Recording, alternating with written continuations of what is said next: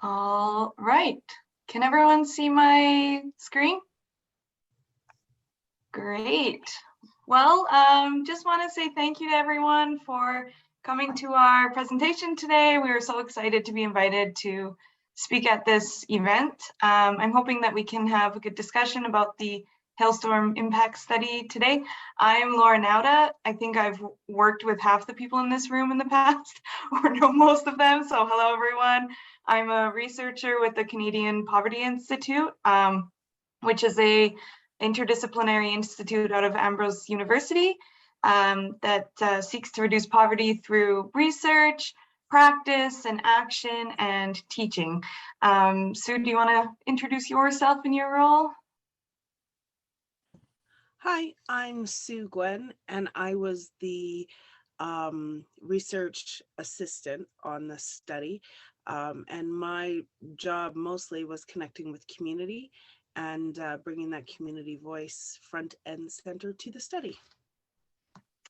So yeah, just would like to do a land acknowledgement as well, especially as we are talking about like physical land in this presentation and extreme weather that impacts it. So in the spirit of reconciliation, we acknowledge that we are presenting and talking about the land that is on the traditional territories of the Blackfoot Confederacy, the Siksika, Kainai, and Piikani, the Tsuut'ina, the Stoney Nakoda, Métis Nation Region 3, and all people who make their homes in the Treaty 7 territory of Southern Alberta. So format today, it's going to be kind of a back and forth between Sue and I. We'd like to really keep this conversational. We just like to tell you about this study, and we'll hopefully just talk for about 25 minutes and then open it up for discussion at the end. Yeah, that's the general layout. We've got some slides to guide our conversation, but really just look forward to sharing this work with you. This project is not quite finished yet. We ended up extending it by a month. And so we are finished all of our research, and now we're just in sort of the data analysis and writing phases of this project. But what we thought that the sort of attendees of this conference would be most interested in is learning more about what community-based participatory research looks like in action. So I'm not necessarily, we're not going to focus as much on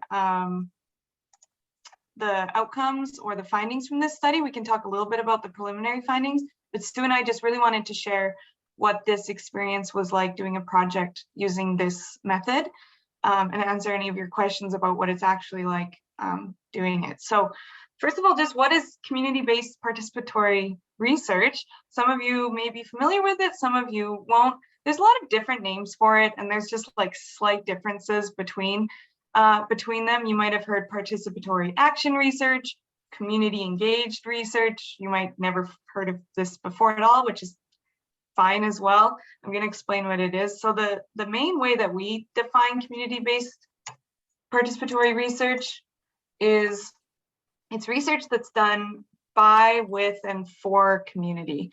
So you might be familiar with kind of more traditional Western style research where this like random researcher from a university or an institute or government comes in with sort of their own agenda, and they research a community that they're interested in learning more about. And then they kind of go back, they write a report that no one can access, or you have to pay to read it, or you don't understand it.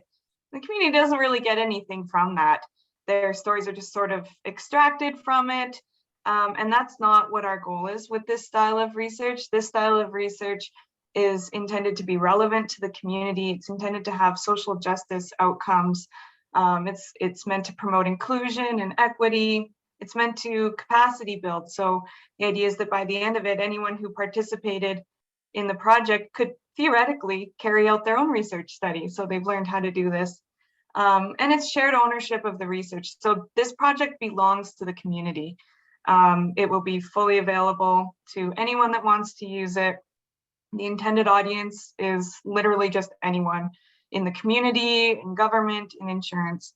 And this whole project was done with the community guiding it. So that's a little bit about community-based research. I could talk about it for the whole session, but I won't. So we're going to kind of follow this little trail of what the project has looked like. You can follow along with the yellow box, and it just brings you through the stages. And Sue and I are going to kind of take turns chatting about different stages of the research. But where this project began, and I'll turn it over to you, Sue, was with the hailstorm on June 13th. So, as you may have known, we had a hailstorm on June 13th, 2020. And that hailstorm was catastrophic to so many homes, and families and vehicles and all of these things. It was just a massive amount of visible damage.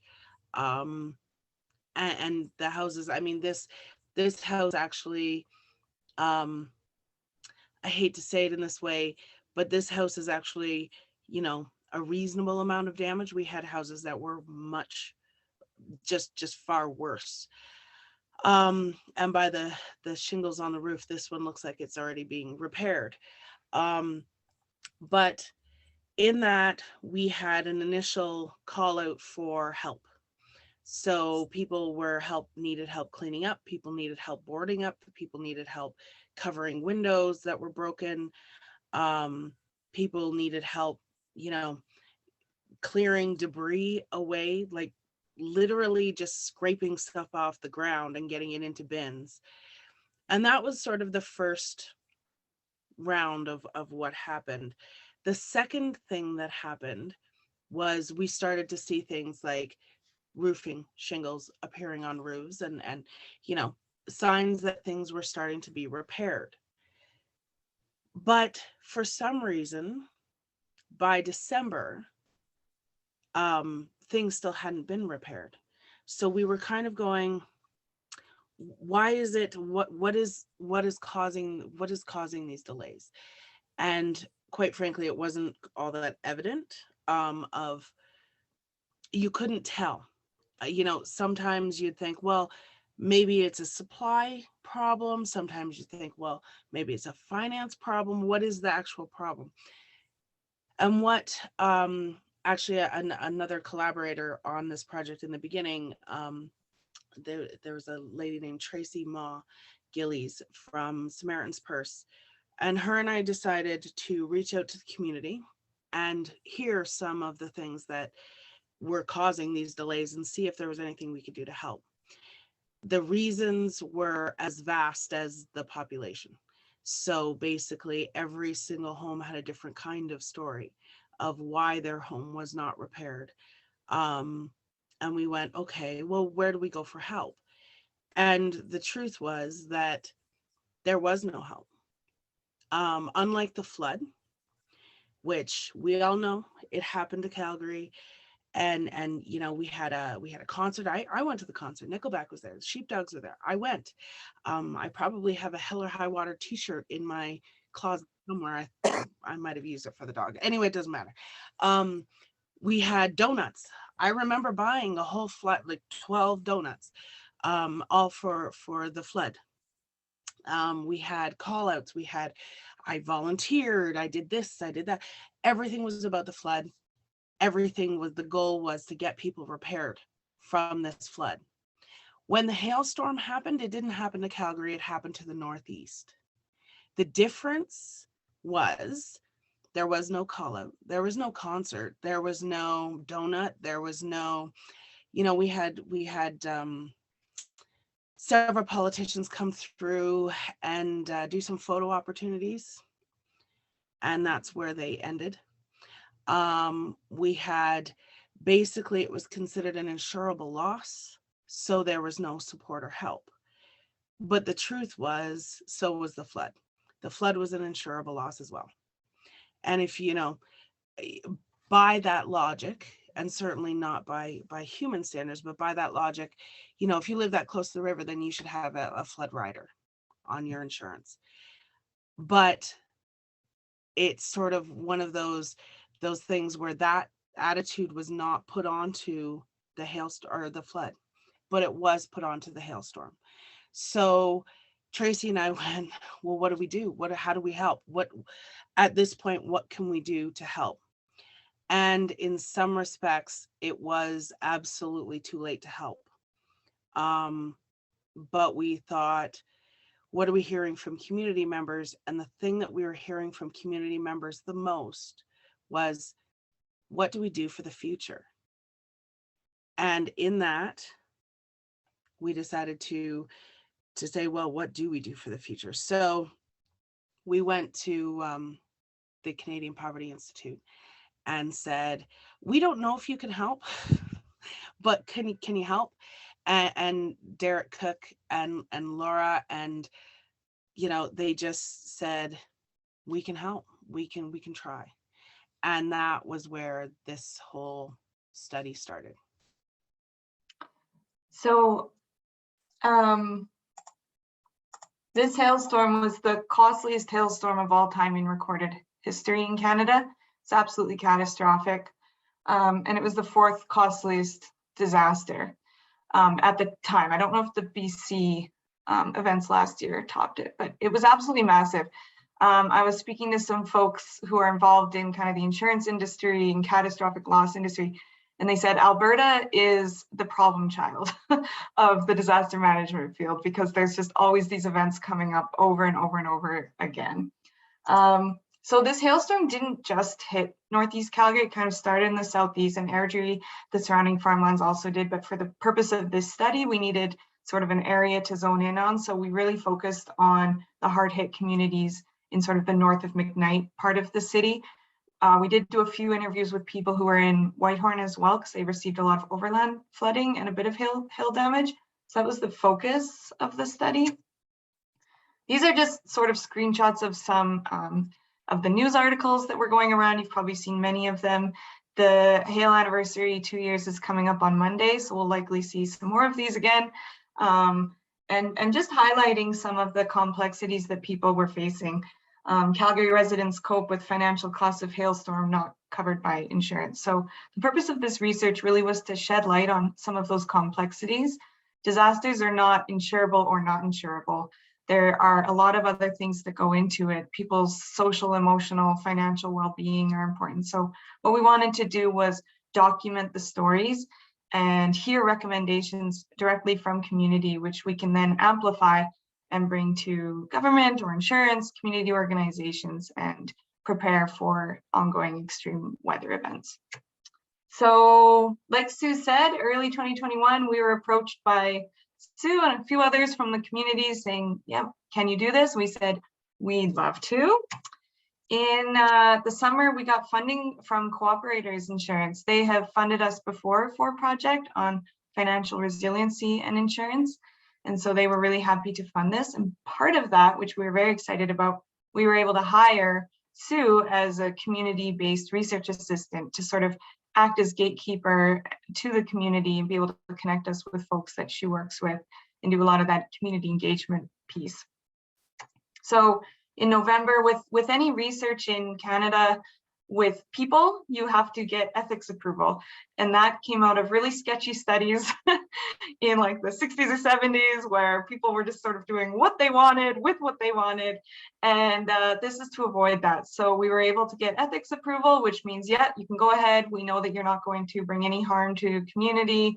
And we were able to hire Sue and get going on that. So a core part of this project was the steering committee. They're called the Catalyst Steering Committee, and that group was formed. Sue, I don't know if you would like to talk a bit about that. That was a big part of Sue's role on this project.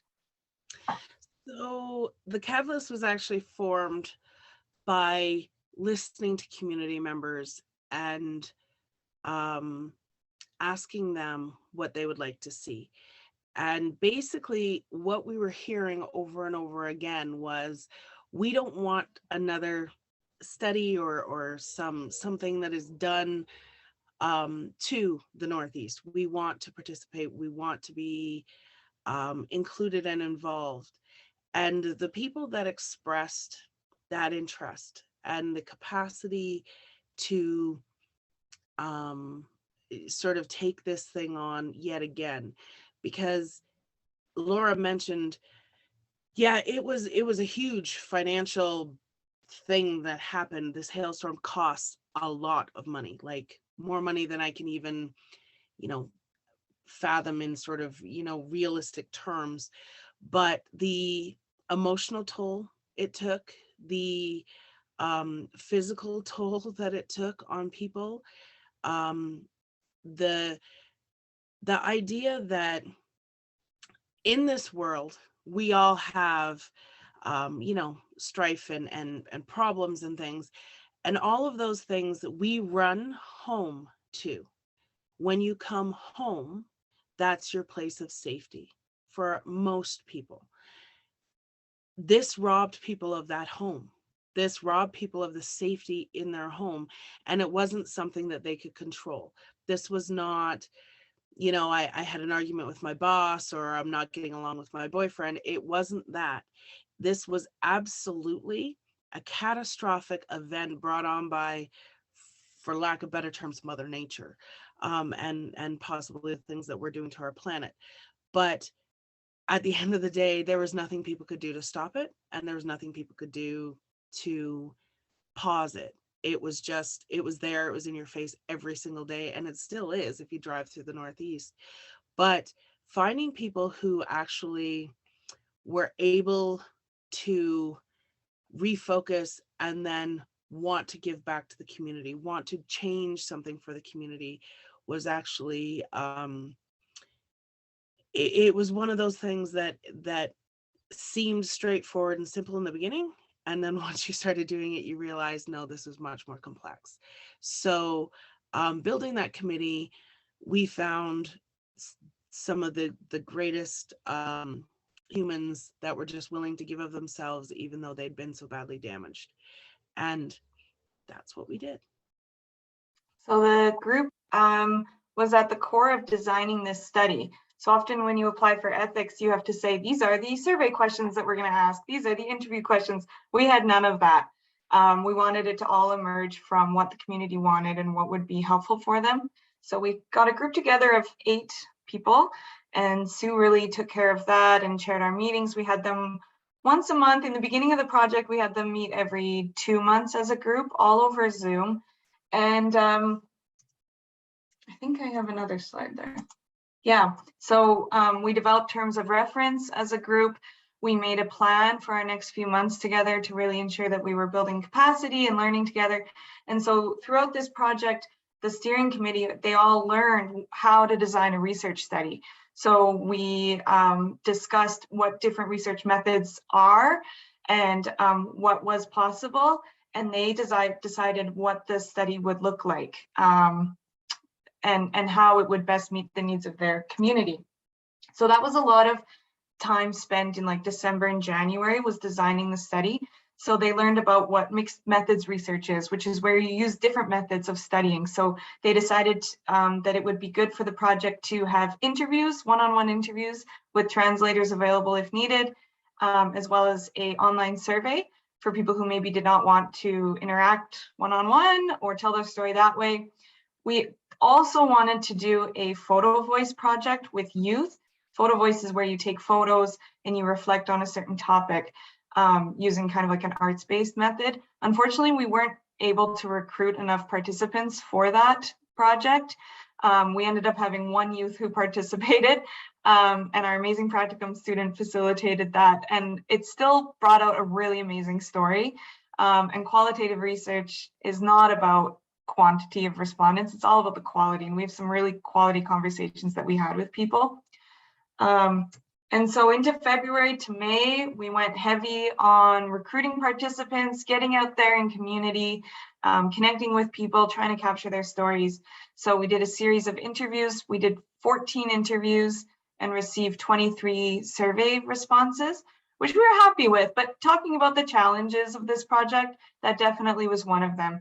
The hailstorm was 2 years ago, and the natural sort of cycle of disasters is that you have the disaster, you recover, you rebuild, and then we kind of move on.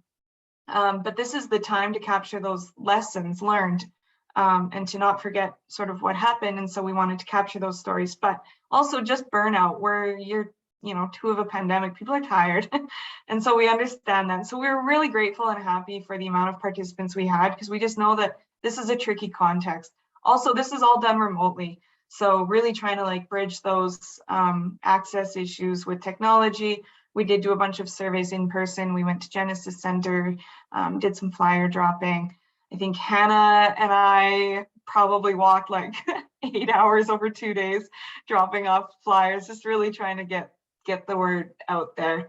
And now we're sort of entering into the analysis phase. So when you do a research study, you then have to take what you learn from that study and make it presentable to people so that they can use it, which is tricky to do, I think, when you do this research. A researcher is never objective. We're part of the story. And I think traditional research thinks that you're objective, that you're just this cold outsider, but we're as part of the story as much as anyone. And so really want to make sure that your biases are being reflected on and thought about as the researcher. So that's a really big part of community-based research, is that kind of feedback from community. So now we're in our final stage of report writing and knowledge exchange activities. So knowledge exchange means taking what we learned and bringing it into practice and putting it into bite-sized pieces that people can understand and people can use in a way that works for them. So a big part of this project is a final report. I'm hoping to finish it this week. It's pretty big. You can go a lot of different directions with something like this, but I think it's going to be really great and people will be able to learn something from it. And then we're hoping to also put out a 1-page document for people who don't want to read a 35-page report, which I imagine is most people, that will just summarize the research in sort of language that we all are able to access, and just explain what we learned from this project and what some recommended next steps are from the community. Exciting also next steps. We really don't like research to sit on a shelf and just collect dust. We want to take these learnings and bring about action. So we actually got funding from the City of Calgary to start what we're calling a fair access to insurance roundtable. So we had our first meeting last week, Sue's sitting on it. We've got folks from insurance, folks from government, folks from academia, disaster management, and we're coming together to talk about the issue of underinsurance, or talk about different issues with accessing insurance in Canada, especially as we see more extreme weather events come up, to make sure that the most vulnerable communities are not left behind as we experience climate change. So that group is going to start to meet and carry out some of the recommendations that we learned from the report. I guess I can briefly, just quickly talk about some key findings from the report. So we learned that insurance access is really complex and complicated. There are other nuances to accessing insurance that are not as easy as just paying for your deductible. So we heard of people who had, because of the sort of trifecta of the COVID-19 pandemic, the economic recession, and then this hailstorm, just the strain that had on finances and ability to even pay a deductible. People brought up issues with their house and the depreciation costs. So their roof was being valued at like as a 17-year-old roof, so they weren't getting the full amount to repair a roof. And so to have that unexpected cost on top of all of these other things that were going on with people working survival jobs or being underemployed or limited benefits that weren't, being indexed to match like inflation and the higher costs, delays with products and building materials that they needed. There were a lot of mental health impacts that people experienced. People talked a lot about like increased kind of like hypervigilance. Every time there's clouds forming in the sky, they're feeling really scared. Children who are now worried and running home every time that the storm happens. And also just incredible resilience as well, the way that people adapted, that they were able to rely on natural supports and their neighbors coming out and talking to each other and sharing different resources and ways to get out into community. So we just heard a whole variety of different stories and are hoping to capture that and share them back to shed light on this. And end of June, project complete. That's the goal. So you can watch for the report. Sue, did you have anything else to add before we open it up to questions or discussion? I did. Looking back on this, it's sort of been one of those 2 years labor of loves situations. But I have to say that one of the stories that impacted, actually there was two stories that impacted us the most in the beginning to contact people. And honestly, Derek at the Canadian Poverty Institute wasn't the only person that we contacted. And I have to say that in that group, we ended up with quite a few people filled with passion for this kind of work, and also, you know, understanding that there was a lot of facets to this and reasons why the Northeast was ignored. One of them being, you know, racial demographics. And that wasn't something that we just, you know, sort of glossed over. We actually spent a fair bit of time talking and looking at that. Why was this different? Why was this not the same as the flood? But one of the stories that just got us and said, well, we got to do something, because look at this community. It's an amazing community. I mean, I don't know how many of you live in the Northeast, but I live here. And so the story that came forward was, there was a family and they were waiting at a bus stop when the hailstorm started. And there's no shelters in, for whatever reason, the city has decided to remove all shelters and benches from Martindale anyway. So there was a family standing at a bus stop in Martindale and they were getting pelted. And this elderly woman came out on her front porch and started yelling, but they didn't speak the same language. They had no idea what she was saying, but she was motioning and motioning and motioning. So they came over to her and she opened her front door and motioned for them to go inside. Just not gonna step over, it's fine. A motion for them to go inside her home. Now, this family, it was a mom and her three kids, did not speak this elderly lady's language, and the elderly lady did not speak their language, but she invited them in to get them out of the hailstorm. And she had them wait, she got them snacks, she served them tea, all of these things. Complete strangers did this for one another in the middle of a catastrophic hailstorm. And it was the stories like that that made us say, we have to do something for this community, because this is not, it's not a fair representation of what this community is built on. And it's not a fair representation of what this community can do. This community is one of those communities that if your child falls biking, they're going to come home washed up with a Band-Aid because the community took care of that child. And that is this community. And for it to be so incredibly damaged and ignored by the rest of the city just seemed so incredibly wrong to us. And that's all. So does anyone have any, we have about 10 minutes left. Does anyone have any questions or comments or anything that you'd like to share?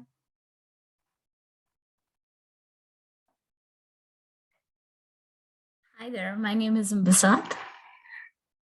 So I live in this community and was directly impacted by the hailstorm. And till date, I feel like there is kind of like, you know, along with the financial aspect to it, there is an emotional aspect as well. People are still struggling to, you know, come out of it. And I can still see even us, like whenever there's like just like the other day, I think on Monday, sorry, I can't recall, but yeah, I think on Monday there was a little bit of hail and I could see people running out and covering their cars with blankets and carpets or whatever they can find and getting their cars in. So there is a little bit of PTSD still there. And of course, it was a sad situation that Northeast was very neglected. There was lack of help at that time. People people were struggling to find help, and we didn't got the help that we needed, although it was considered as the fourth biggest disaster. So yeah, I just wanted to add, but yeah, great job with the report. Like there were a few things that you guys mentioned and it brought so many memories back. So thank you so much for doing that. Of course, thank you so much for sharing. It was really interesting. In quite a few of my interviews, people said this is the first time that I've actually sat down and like processed what happened. And so one of the big recommendations that we'll be putting forth is more sort of social, emotional, mental health supports to be prepared ahead of time, not in response to these disasters when they happen, but to have plans in place beforehand to support residents to be able to, even just as simple as talk through their experiences and share their experiences, because that's really, really important as well to share that with each other. Any other questions or comments? Yeah, Sue and Laura, thank you so much. One, for doing this work, and two, for sharing it. This is really impactful to hear about. I'm also a researcher, so it was really great to hear the amazing work that you're doing with and for the community in the Northeast that have been impacted. And I'm kind of curious because I know that community-based participatory research can kind of be like a messy process. And I'm just wondering from the two of you, what learnings did you take away from this experience about, authentically working with community? I can start unless you want to. So many learnings. You're right, it is messy. I think for me personally, the biggest learning I had was that there's no one way to do community-based participatory research, that in order for it to be truly community-centered, the way you do it has to come from the community, if that makes sense. So I was watching a speaker talk about it, and they were saying, idealistically, we would love for every stage of the research to be done with community. So the ethics application, the applying for funding, the writing the final report. We weren't able to do that with this project for a couple of reasons. One, the storm had already happened, and there was a time limit with something like this. Because hailstorms are happening every summer, we want to get this information out there right away, and we're already 2 years out. And so we had to kind of think about, on the spectrum of community-based research, what are we able to do as a community, and also like what your participants are willing and able to contribute as well. Not everyone wants to write a report. Not everyone wants to learn about the ethics application. Some people do, and that's fantastic, and you need to make space for that. But for this project, we found that our steering committee sort of liked to design the research, and we're going to be giving them some feedback, of course. On Monday, we have our wrap-up party, and we'll present the findings and make sure, like, do these align with what you've experienced and things like that. But I think that was definitely one of the biggest lessons for me, is that in my textbooks, it lays out a really nice way to do community-based research. In practice, it's not like that. But I think as long as the core sort of values of the research still come through, that's a really important thing. Yeah. I think for me, not driving the bus. So I think it's really easy, especially when you live here and you see what's happening and you look around and and you experience the storm yourself, all of those things.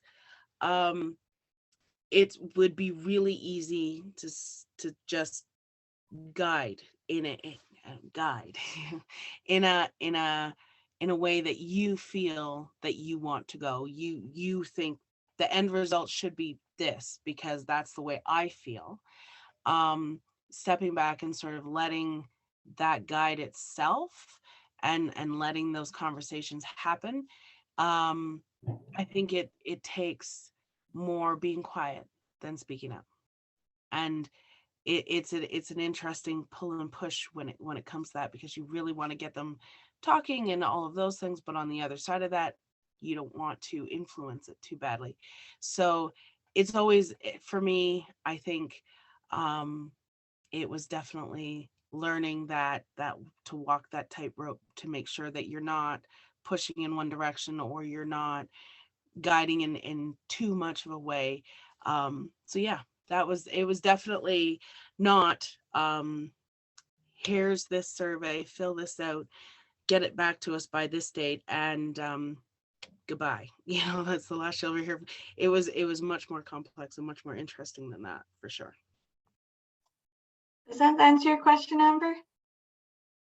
Kima. Hi, everybody. I just wanted to add to that. I was part of kind of the conversations with the steering committee, and I just want to say Sue and Laura did a great job in trying to gather people together with very different perspectives on the hailstorm and different experiences. And so them driving that and being able to share their perspective and understanding and their how that's impacted them had really driven kind of those conversations and how it gets out to the community as well. So I think just one thing that I've seen, that just having that diverse perspective and how people were impacted and making sure that that's reflective in that steering committee is really important. So I really appreciate you guys making sure that that was there as well. So it was great.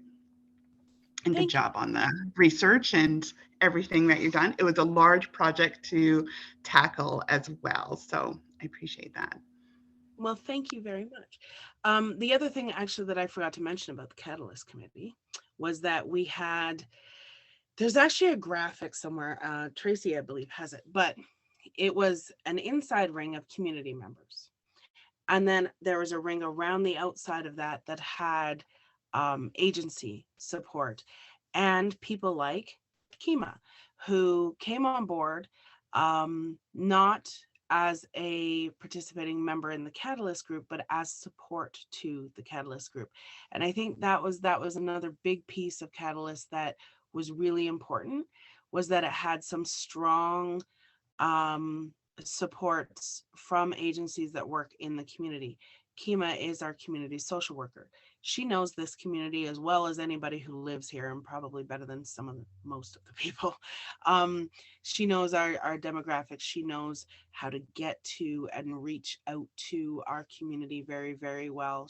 She's been here for a number of years, and has really done well digging deep in our community.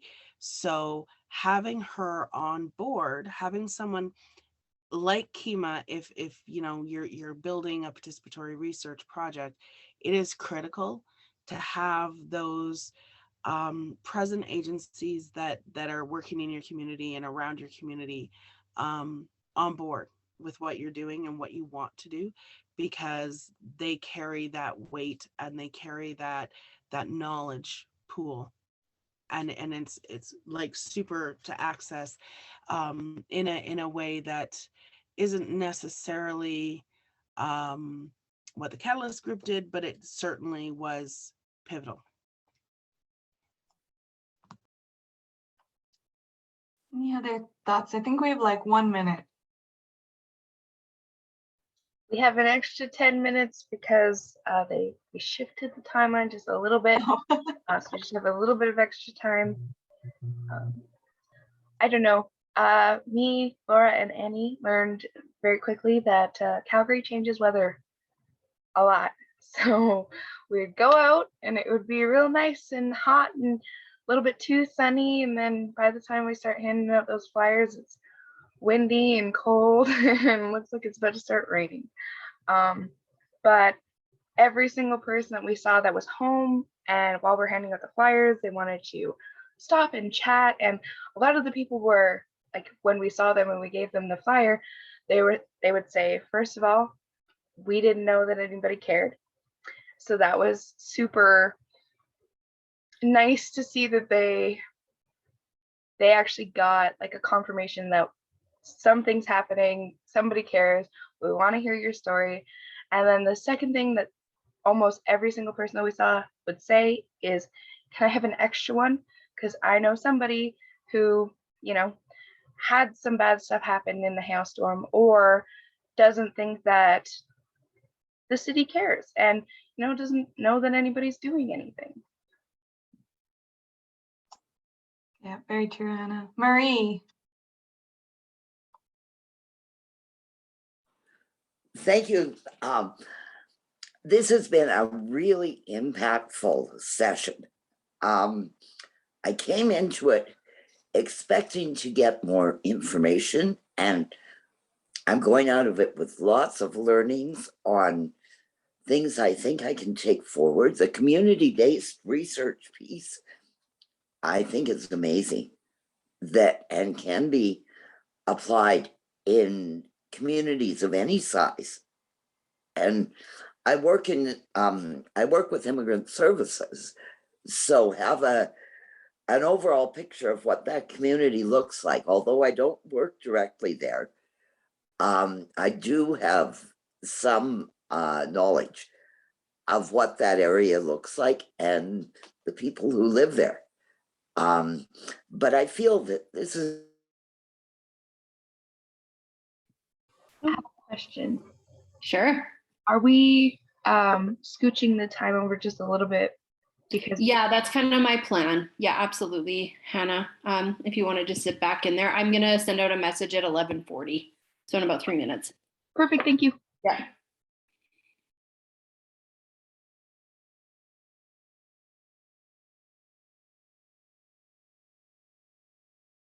can take a lot of this information to that group and use it in very positive ways to look at how we build that group.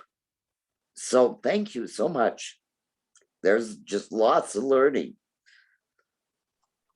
Thank you very much for that feedback, and would love to hear where your work takes you as well, and what you're able to apply. If people are interested in learning more about community-based research, I'll plug a book. Sue knows I'm kind of the nerd of this team and she's the cool person. So I'll plug a book. It's called Research for Social Justice, a Community-Based Participatory Approach. You can't really see it. By Aj Vandesan and Karen Schwartz. This, as you can see from the tabs, guided this project a lot. And if you want to learn more, it's easy to read. It's not boring. Well, maybe it is. For me, it wasn't.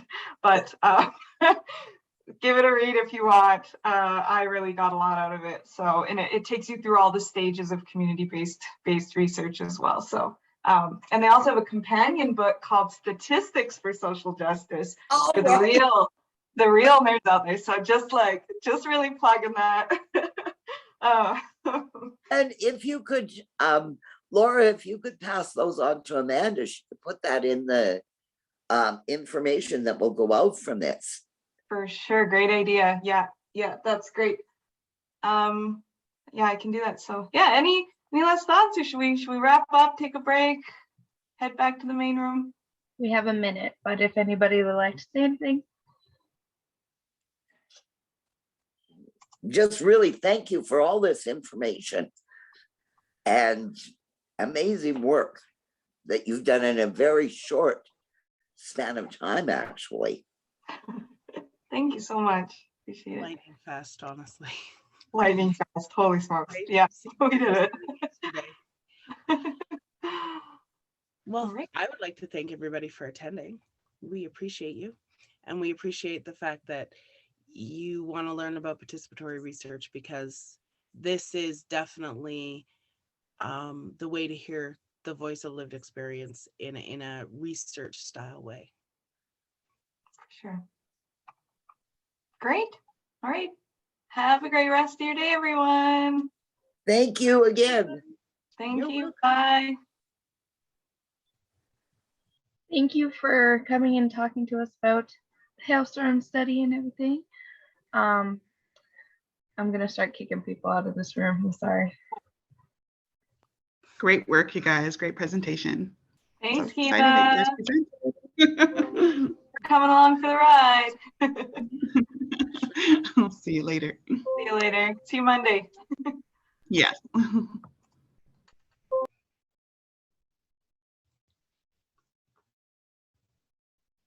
Bye. Oh, I think my internet's gross.